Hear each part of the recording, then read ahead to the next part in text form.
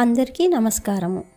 ఈరోజు వీడియోలో షాడ్గుణ్యం గుణ వివరణములో 173 నుంచి 187 నామముల అర్థములు తెలుసుకుందాం.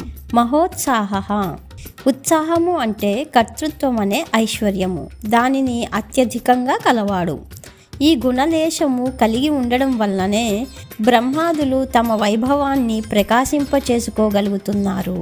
మహాబలః, ఇతర సహాయములను అపేక్షించకుండానే సృష్ట్యాదులు చేయగలవాడు.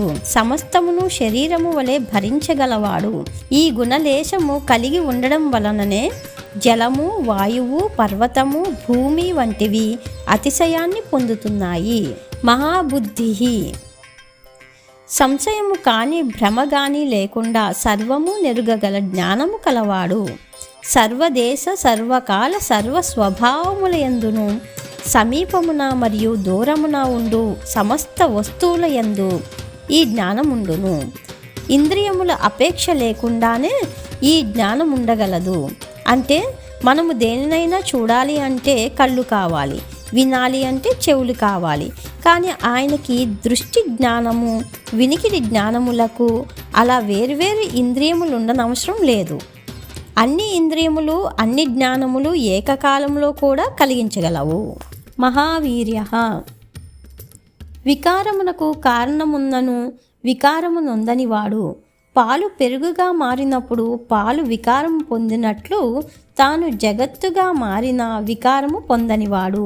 కస్తూరి, పరిమళ పుష్పములు మొదలగున్నవన్నీ తమ వద్దకు చేరిన మాత్రం చేతనే ఇతరులను సంతోషింపచేస్తాయి.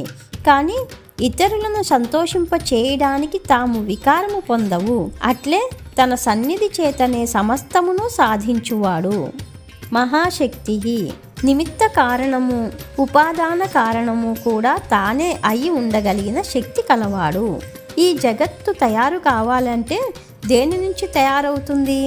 ఆయన నుంచే. అందుచేత ఆయనే ఉపాదాన కారణం. చేసిన వాడెవరు? తానే. నిమిత్త కారణం, ఇదొక అద్భుత గుణం. ఈ గుణలేశము వలననే సాలెపురుగు అతిశయాన్ని పొందుతోంది.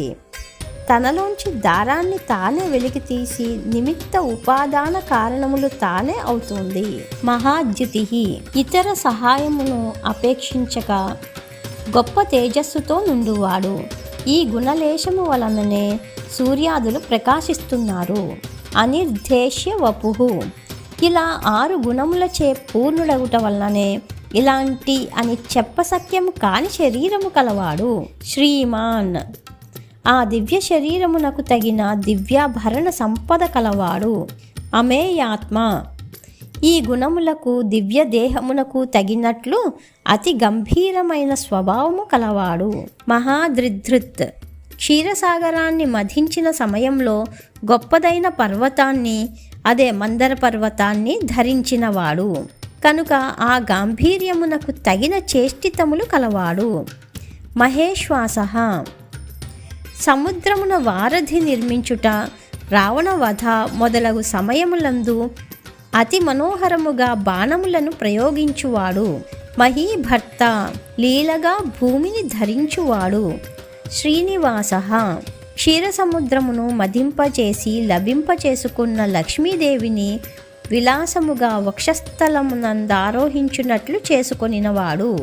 శతాంగతి, ఇలా యథేచ్ఛగా విహరిస్తున్న ఆశ్రయించిన వారికి ఎల్లప్పుడూ ప్రియమునే చేసేవాడు కనుక సజ్జనులందరకు ప్రాప్యుడే. అనిరుద్ధ, ఎవ్వరి చేతను అడ్డగింప సాధ్యము కానివాడు. ఇంతటితో షాడ్గుణ్య గుణ వివరణ నామముల అర్థములు పూర్తి అయినవి. నెక్స్ట్ వీడియోలో మరికొన్ని నామముల అర్థములు తెలుసుకుందాం.